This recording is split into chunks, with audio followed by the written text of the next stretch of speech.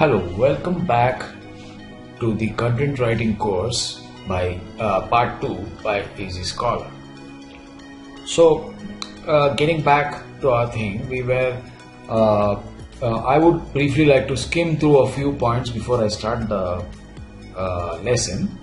So, you see, writing online content such as an academic article or a prose narrative is something that many people who have recently passed out from college or who are looking to earn some money writing blogs or general writing, or let's say people who get fed up with their 9 to 5 jobs and want to change to something simpler and interesting that makes them earn money for a living. So many of us, we like to write and show our knowledge, and we would like to enlighten other people or try to help out other people. Some of us do it for a living. We actually want people to come to our blogs, maybe purchase our courses, probably purchase our books, like I was talking to earlier.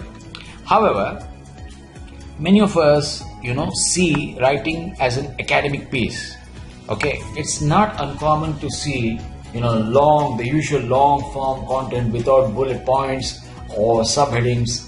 You know what? It's all prose, boring. So, nowadays people are not interested, to read huge chunks of information, So, I would suggest you guys note this down, the correct technique to go about this. Okay. So, the points to note are, paragraphs which are not always negative but should be used if your work is lengthy. Okay, so and then again the magic word, section headings. When you write for the internet, remember you do it as if the reader is an 11-year-old child. People don't have that much concentration level these days. They just want to skim through. They want something fast, fast and quick. Okay, so what do? You break it down into smaller points so that the reader can easily consume the entire piece. Right. So expert opinions are frequently featured on help blogs and websites, but many of these, like I said, are tedious chunks of very good expert advice. Now, if it was written in simpler section headings and a bit of humor put here and there, it would make a interesting read. People are going to go crazy. That's how you try to get people to your blog. If you write huge chunks of boring info, people are going to just come there and be for a little while and just say, boy, I'm not going to sit through this whole thing. So make it easy for them. The catchword is make it. Hello and welcome back. Now that we agree that killer content is essential, where do you obtain ideas for that great type of content? So in this lecture, we'll examine how to come up with ideas for great killer content, and how to dive deep and search to come up with more topics to write about. So what do you hope to write about in relation to those specific blogs or article topics? If you have prior knowledge, it's okay, but if you don't have an idea, then obviously you have to search for information online through reliable websites and resources. In this lecture, we will show you how to find even more material on your area of interest, and if you're struggling to come up with ideas for articles, these lectures should assist you to find great content ideas.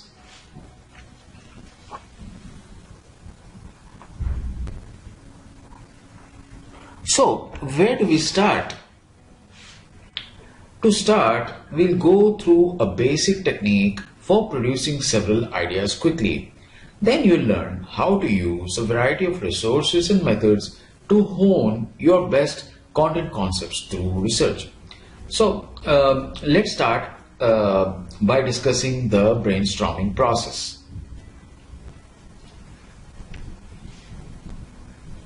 Firstly, if you need some inspiration, the first thing you should do is make a brainstorming sheet.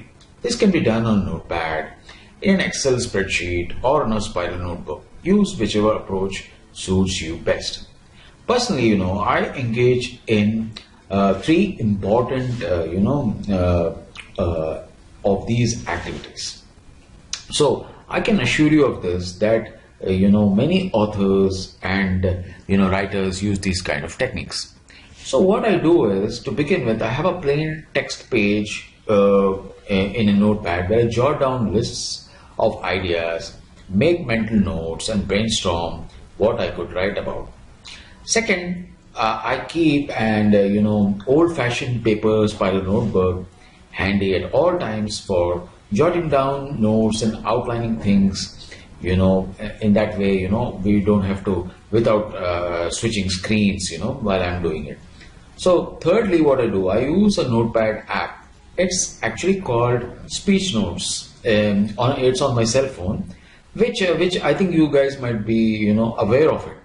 So which you can easily download from Google App Store. Also, there are many apps like these, like Otter, or Voicera, but you have to pay to upgrade, while this one is free. So that way, what I do is I can take notes when I'm out and about, or if an idea pops up into my head. So it will be convenient for me to jot down those ideas instantly. And then in contrast, it's not uncommon for brilliant concepts to strike when you're not actively seeking them out. That's why it's helpful, to have these things like these apps, or something to note down on hand. Therefore, the purpose of brainstorming is to quickly and efficiently record as many ideas as possible. Now, when you mastered the art of brainstorming, you'll have more ideas for fantastic material than you have time to implement in a lifetime. Obviously. And once you do, you'll spend most of your time honing and developing your best ideas, so you can produce a flood of excellent work on these topics. Meaning you will have a collection of all these all the data that you have painstakingly collected.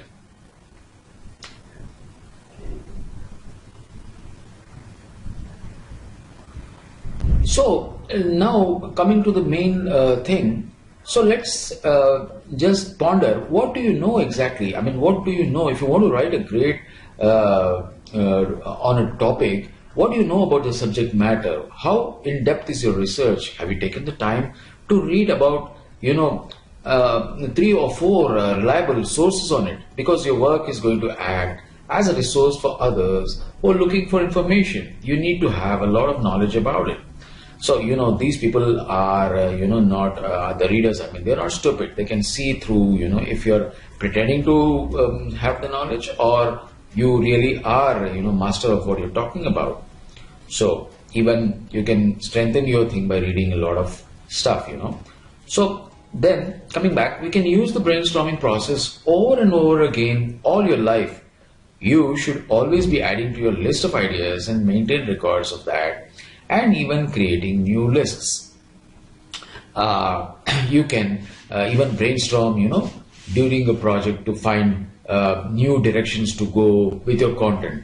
So how do you successfully brainstorm? When you see how rough it is when I or you do it, you'll see that you don't have to worry about doing it right all the time, being a perfectionist.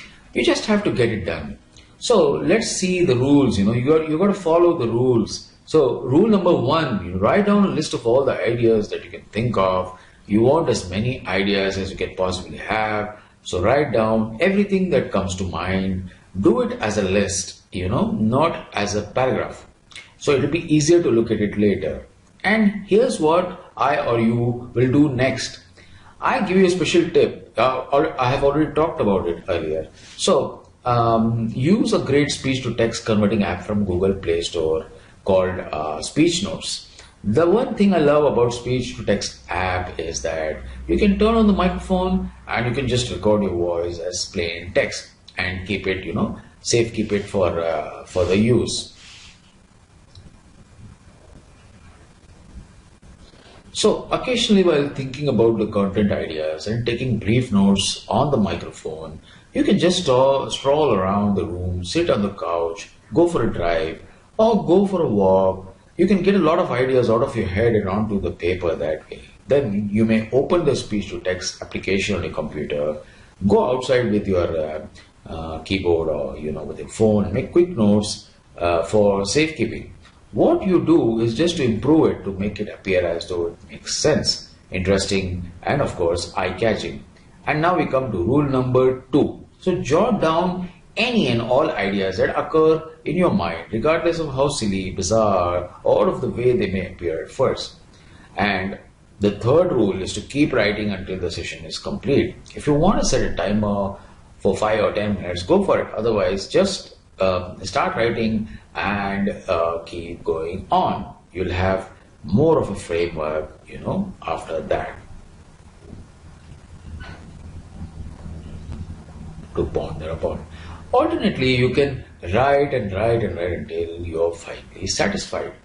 Just don't hold back, just because you need more time. Keep writing. Later, you can discard any irrelevant material. When you browse through it, you may think that certain things are not needed here.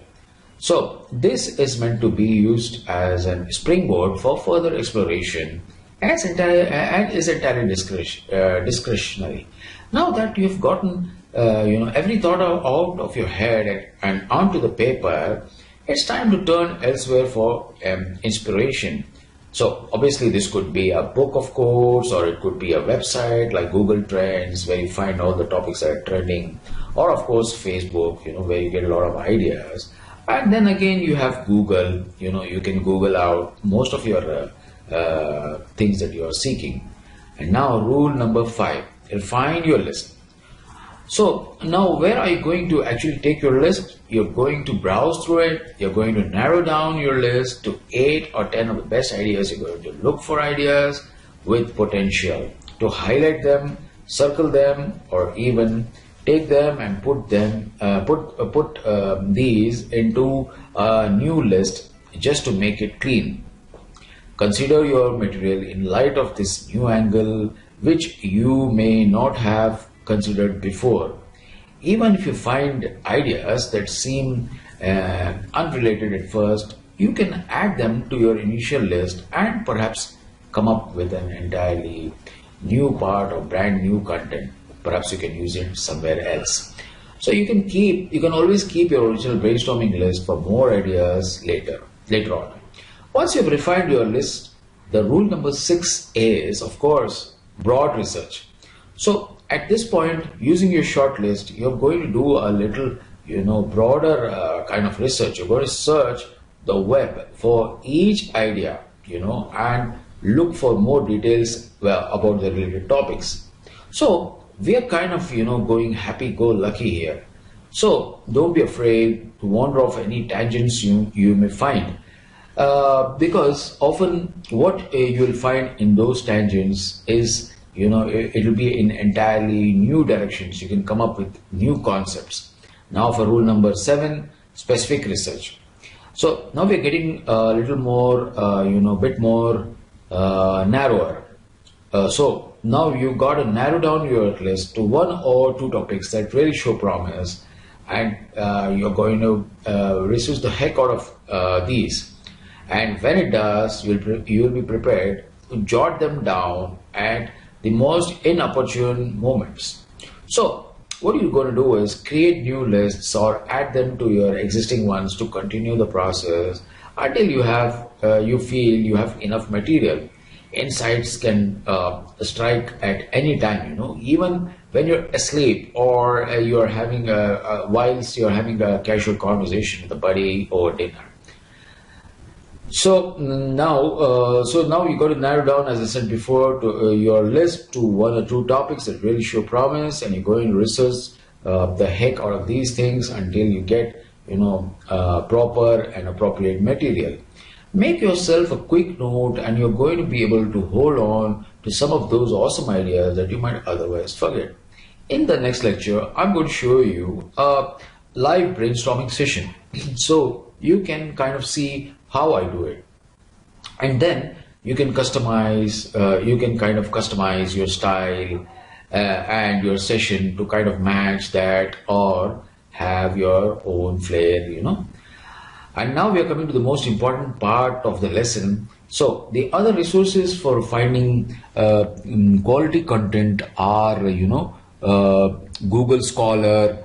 Okay, Google Scholar actually provides a simple way to broadly search for scholarly literature. From one place, you can search across many disciplines and sources, articles, books, abstracts, etc.